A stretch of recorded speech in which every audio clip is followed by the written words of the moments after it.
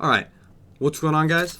Welcome to A-Train Gaming. Today's video, I'm bringing you a half of domination on the map Fringe. As you see, I have my nice Dark Matter M8 along with the RK5 for this video. And speaking of Dark Matter, that's what today's video is going to be about. And I'm going to be talking about sort of the journey that was Dark Matter, what was easy about it, what was the hardest parts about it, and overall I'm going to answer the question at the end, was it worth it?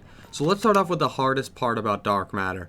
Now, the hardest part about Dark Matter for me was launchers and bloodthirsties for some of the more obscure guns. Sniping bloodthirsties took me so long. I remember I had a gameplay, I think I put it as a video on my channel where I got my last SVG gold or something, and that was such a relief.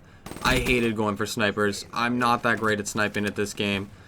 It's very difficult for me to quick scope, so sniping was definitely for me the hardest part. And launchers, shooting the stuff out of the sky really wasn't that hard because I got a lot more fortunate than most, and I got into a game where everyone was running UAV, counter UAVs, combat focused, so there was always in the air.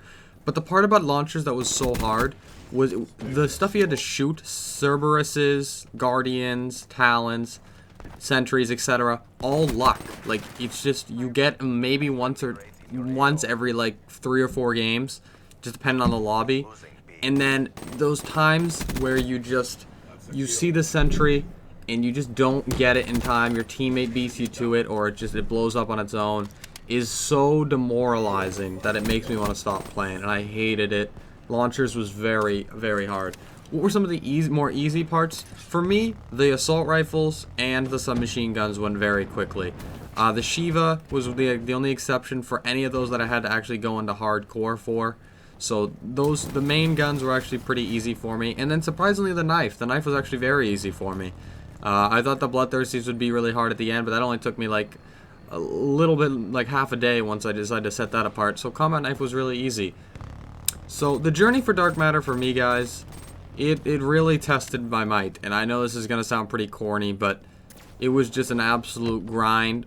But I'm going to be answering the question right now. Was getting Dark Matter worth it? Yes, 100% it was worth it. Not only does the camo look amazing and it looks great, but the reason I say it's worth it more is just that feeling of accomplishment and pride that I got. Now, I've played like 7.5 days already on this, which is a lot of video games.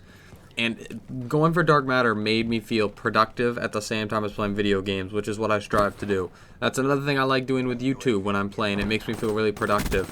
So it's just that, like, I've never gone for these big things in games like diamond camos. I've never gone for like Master Prestige, and I'm almost Master Prestige. And going for Dark Matter, guys, it may seem like a grind, but it's going to make you go through those levels and play more without you even thinking about it, alright? Like, I'm up to 7.5 days, and I probably started going for Dark Matter once I was at 3 or 4 days played. So half the time on this game I've played was probably Dark Matter.